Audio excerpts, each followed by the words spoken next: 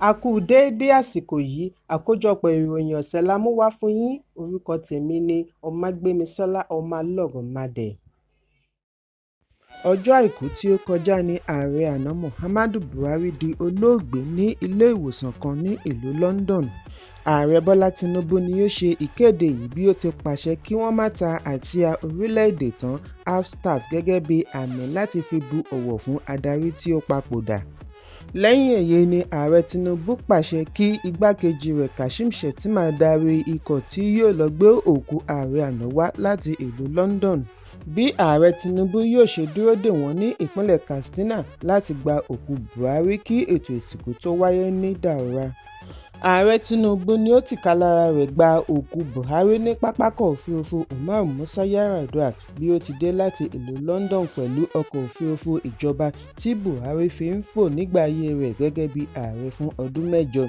Chief Imam Daura Sheikh Salisu Rabiu ni ó ṣe ètò ìsìnkú pẹ̀lú àwọn àlejò ńláńlá nílẹ̀ yìí àti lókè òkun níkàlẹ̀. Lára wọn ni ààrẹ orílẹ̀-èdè Guinea-Bissau Umar Sissoco Embalo, Prime Minister Niger Alassane àti ààrẹ Niger àná Issoufou Mahamadou. Àwùjalẹ̀ ilẹ̀ Ìjẹ̀bú Ọba Síkírù Káyọ̀dé Adétọ̀nà náà di olóògbé ní ọjọ́ àìkú ọjọ́ 13 oṣù keje ọdún 2025 lẹ́ni ọdún 91 lẹ́yìn wákàtí díẹ̀ tí wọ́n kéde ìpapòdà ọ̀rẹ́minú rẹ̀ tipẹ́tipẹ́ tí í ṣe ààrẹ àná Muhammadu Buhari. Níbi ìsìnkú Àwùjalẹ̀ ni àwọn ológun ti dènà de àwọn ẹgbẹ́ Òṣùgbó Confraternity láti má ní àǹfààní àti wọlé síbi ètò ìsìnkú Àwùjalẹ̀. Bí ẹgbẹ́ yìí ṣe dẹnu jìnnìjìnnì bolẹ̀ tí àwọn kan ń pariwo lé wọn lórí kí àwọn ológun tó gba ìṣàkóso tí wọ́n sì sin gbogbo wọn jáde kúrò ní ilé Àwùjalẹ̀. Lẹ́yìn èyí ni Àwùjalẹ̀ wọ ká ilẹ̀ sùn ní ilé rẹ̀ tí ó wà ní Ìjẹ̀bú Òde láàrin aago 6 ìrọ̀lẹ́ ní ìlànà Mùsùlùmí. Chief Imam ilẹ̀ Ìjẹ̀bú Sheikh Muftadeen Àyànbádẹ́jọ ni ó ṣe ètò ìsìnkú. Lára àwọn èèyàn jàǹkànjàǹkàn tí wọ́n péjú pésẹ̀ sí ibi ìsìnkú láti rí igbákejì ààrẹ àná Yẹmí Ọ̀ṣínbàjò, gómìnà ìpínlẹ̀ Ògùn Dàpọ̀ Abíọ́dún àti aya rẹ̀, gómìnà ìpínlẹ̀ Èkó Babájídé Sanwó-Olú, gómìnà àná fún ìpínlẹ̀ Ògùn Ṣẹ́gun Ọ̀ṣọ́bà àti Gbénga Daniel pẹ̀lú Sínátọ̀ Adégbénga Káká. Àwọn mìíràn tí wọ́n tún péjú pésẹ̀ ní alága iléeṣẹ́ Dangote Aliko Dangote, Solomon Adéọlá Yáyì tó ń ṣaṣojú ìwọ̀ oòrùn Ògùn àti bẹ́ẹ̀ bẹ́ẹ̀ lọ. Ààrẹ ilé ìgbìmọ̀ Godswill Akpabio ti pe ẹ̀sùn kòtẹ́milọ́rùn tako ìdájọ́ ilé-ẹjọ́ gíga tí ó pàṣẹ kí wọ́n dá aṣòfin gbùngbùn Kogi Natasha Akpoti-Uduaghan padà sí ilé ìgbìmọ̀ nínú ẹ̀sùn tí Akpabio pè ní ọjọ́ 14 oṣù keje ni ó fi rọ ilé-ẹjọ́ kí ó dá ìdájọ́ tí adájọ́ Binta Nyako gbé kalẹ̀ ní ọjọ́ 4 nù. Ilé-ẹjọ́ gíga ni ó ṣe àpèjúwe sẹ̀ríà olóṣù 6 tí wọ́n fún Akpoti-Uduaghan ní àpọ̀jù tí kò fìdí múlẹ̀ lábẹ́ òfin.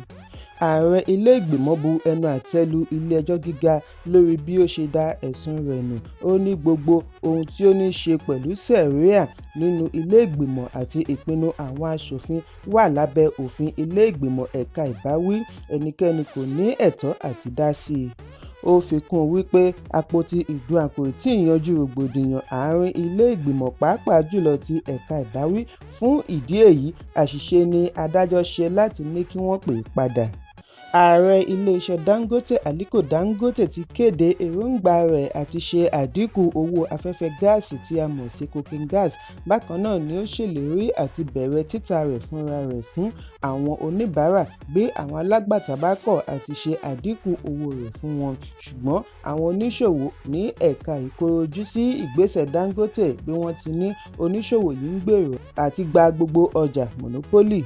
Níbi àbẹ̀wò àwọn ọmọ ẹgbẹ́ Lagos Business School láfíríkà CGO ní iléeṣẹ́ ìfọpo Dangote ni Dangote ti tẹnumọ́ wípé iye tí wọ́n ń ta afẹ́fẹ́ gáàsì lọ́wọ́lọ́wọ́ ti hàn jù, mẹ̀kúnnù kò ní agbára àti rà. Ó ní 22,000 tons afẹ́fẹ́ gáàsì ní iléeṣẹ́ rẹ̀ ń pèsè lójúmọ́ láti pín káàkiri ọjà lórílẹ̀-èdè.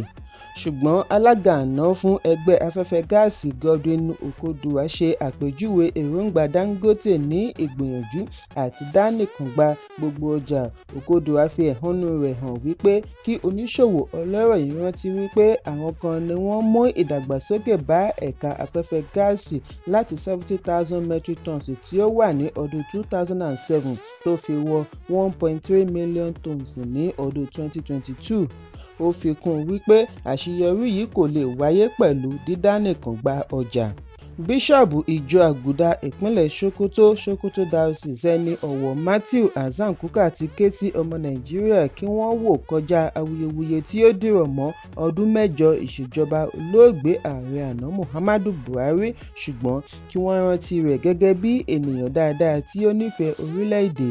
Níbi Bíṣọ̀bù Kukah ti ń dárò lórí ikú ààrẹ àná ni ó ti ṣe àpèjúwe rẹ̀ ní ọ̀gbẹ́ni tí ó kó ipa tí ó lápẹẹrẹ sí Nàìjíríà ní ti ológun àti ìṣèjọba àwaarawa. Olùṣọ́ àgùntàn yìí wá pè fún ìrònúpìwàdà fún àánú yálà tí a fi ń da ẹ̀bi ru Buhari lórí ìṣèjọba rẹ̀ fún ọdún mẹ́jọ.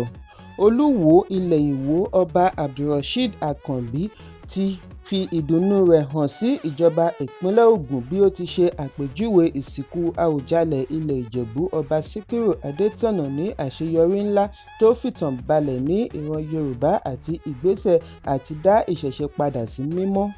Olúwo gbóríyìn fún ẹbí Àwùjalẹ̀ àti gómìnà ìpínlẹ̀ Ògùn Dàpọ̀ Abíọ́dún lórí bí wọ́n ti rí dájú wípé wọ́n ṣe ètò ìsìnkú pẹ̀lú iyì. Nínú àtẹ̀jáde láti ọwọ́ akọ̀wé Ali Ibrahim ni Olúwo ti fìdí ẹ̀ múlẹ̀ wípé ó dára bí wọ́n ti fi ipa iyì lélẹ̀ fún ìsìnkú ọba mìíràn ní ọjọ́ iwájú. Ó ṣe àpẹẹrẹ òmìnira àwọn ọba ilẹ̀ Yorùbá lọ́wọ́ ìtàbùkù ara àti tẹ̀mí lẹ́yìn ikú wọn. Olúwo fi kún wípé ètò ìsìnkú gbọ́dọ̀ lọ pẹ̀lú ohun tí olóògbé tàbí ẹbí rẹ̀ bá fẹ́, kì í ṣe ohun tí àwọn ẹgbẹ́ ògbóni bá fẹ́. Olúwo ní òun ti gba ìlú Ìwó kalẹ̀ lọ́wọ́ irúfẹ́ ìgbèkùn bẹ́ẹ̀ láti ìgbà tí òun ti gorí oyè ní ọdún 10 sẹ́yìn. Ẹgbẹ́ Òṣùgbó àti Ògbóni kò ní nǹkan ṣe pẹ̀lú ọba Yorùbá. Gbogbo akitiyan àti mú àpèrè lẹ́rú làwọn máa takò. Bí ó ti ṣe àpèjúwe gómìnà ìpínlẹ̀ Ògùn àti agbẹjọ́rò ìjọba Olúwaṣínà Ògúnbádé ní olùpamọ́ àṣà àjogúnbá ilẹ̀ Yorùbá ní tòótọ́. Ó ní kí ìlú tí ó bá fẹ́ kí wọ́n pín ẹ̀yà ara ọba rẹ̀ lẹ́yìn ikú lọ yan babaláwo tàbí ògbóni sórí oyè. Igbákejì ààrẹ ìjẹta Àtíkù Abubakar ti kọ ìwé fi ipò sílẹ̀ kúrò ní ẹgbẹ́ òṣèlú People's Democratic Party PDP pẹ̀lú ìgbésẹ̀ ní kíákíá. Nínú lẹ́tà tí Àtíkù kọ ránṣẹ́ sí wọ́ọ̀dù rẹ̀ ni ó ti ṣàlàyé ìdí fún ìkọ̀wé fipò sílẹ̀ rẹ̀ tí ó dá lórí ọ̀nà tí ẹgbẹ́ yìí ń tọ̀ tí ó ní ó yàtọ̀ sí ti ìṣẹ̀dálẹ̀ ẹgbẹ́, bí ó ti fi ẹ̀mí ìmoore rẹ̀ hàn sí àǹfààní tí ẹgbẹ́ fún un láti sìn gẹ́gẹ́ bí igbákejì ààrẹ fún sáà méjì àti láti díje du ipò ààrẹ lẹ́ẹ̀mejì. Kété lẹ́yìn èyí ni gómìnà ìpínlẹ̀ Ọ̀yọ́ Ṣèyí Mákindé ṣe àpèjúwe ìkọ̀wé fipò sílẹ̀ Àtíkù gẹ́gẹ́ bí òmìnira fún ẹgbẹ́. Ó ní yóò sàn kí ó fi ẹgbẹ́ sílẹ̀ ju kí ó máa mú ìfàsẹ́yìn bá ẹgbẹ́ pẹ̀lú fàákájà tó ń wáyé láàrin ẹgbẹ́. Mákindé ní lílọ Àtíkù kúrò ní PDP kò dín agbára tàbí àṣeyọrí ẹgbẹ́ kù. Bákan náà ni Mákindé da ẹ̀sùn bóyá ẹ̀rù ń ba PDP lórí ìdásílẹ̀ ADC nù, bí ó ti ní ADC kò bà wọ́n lẹ́rù nítorí ohun kan náà ni gbogbo wọn jọ ń lépa. Ààyè sì wà fún ẹnikẹ́ni láti darapọ̀ mọ́ ẹgbẹ́ tí ó bá wù bí ìgbésẹ̀ wọn kò bá tẹ́ ẹ lọ́rùn.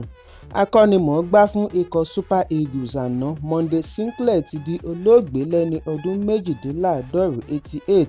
Aṣọ́lé àná fún Super Eagles goalkeeper Ida Peterside ni ó fìdí ìṣẹ̀lẹ̀ yìí múlẹ̀ lórí WhatsApp platform FUBS wípé Sinclair di olóògbé ní Ọjọ́rú. Bákan náà ni ó fi ìbánikẹ́dùn rẹ̀ hàn lórí ẹ̀rọ abánidọ́rẹ̀ẹ́ Facebook fún ọ̀gbẹ́ni tí ó ṣe àpèjúwe rẹ̀ ní bàbá rẹ̀ nídìí bọ́ọ̀lù. Gómìnà àná fún ìpínlẹ̀ Kogi Yàyà Bello ti fẹ́ ìyàwó kẹrin Hikman níbi ayẹyẹ tí ó wáyé lópin ọ̀sẹ̀ ní ayẹyẹ bòńkẹ́lẹ́. Àfihàn yìí wáyé lórí ẹ̀rọ abánidọ́rẹ̀ẹ́ Instagram tí ìyàwó kẹta Hafizayahya Bello ṣe àfihàn bí ó ti fi èyí kí Hikmat káàbọ̀ sínú ẹbí. Hafiza kọ wípé ẹbí wọn tún ṣẹ̀ṣẹ̀ gbòòrò sí i pẹ̀lú ìfẹ́ bí ó ti fi ìmoore rẹ̀ hàn fún àlàáfíà àti ìbùkún nínú ìdílé wọn.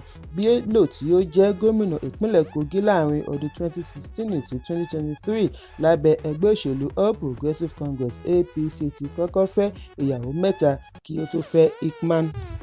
Aṣòfin àná láti ìpínlẹ̀ Kogi Dino Melaye ti ṣe àfihàn ara rẹ̀ fún ìgbà àkọ́kọ́ gẹ́gẹ́ bí agbẹjọ́rò bí ó ti bóde pẹ̀lú ìmúra agbẹjọ́rò lẹ́yìn ọ̀pọ̀lọpọ̀ ọdún nídìí iṣẹ́ òṣèlú. Pẹ̀lú irun àti kaba agbẹjọ́rò ni Melaye farahàn níwájú adájọ́ Emeka Nwite láti ilé-ẹjọ́ gíga ìlú Àbújá tí ó ṣe ìgbà àkọ́kọ́ lẹ́yìn tí wọ́n ti pè é sí iṣẹ́ agbẹjọ́rò court to bar. Lórí ẹ̀rọ abánidọ́rẹ̀ẹ́ Facebook ni Melaye ti ṣe àfihàn yìí. Aṣòfin yìí wà lára àwọn tí ó lé ní 5,000 agbẹjọ́rò tí wọ́n pè síṣẹ́ agbẹjọ́rò ní ìbẹ̀rẹ̀ oṣù keje lẹ́yìn tí ó parí ìwé kíkà rẹ̀ ní Baze University. Kókó ní ìwé ìròyìn tòní kò ní jù báyìí lọ. Ẹ pàdé mi ní ọjọ́ Ajé Monday fún àkọ́tún ìròyìn. Kí a tó lọ, ẹ má ṣaláì fi àkíyèsí yín ránṣẹ́ kí ẹ sì bá wa subscribe sójúnà wa lórí YouTube kí kókó inú ìwé ìròyìn lè máa tẹ̀ yín lọ́wọ́ ní kíákíá.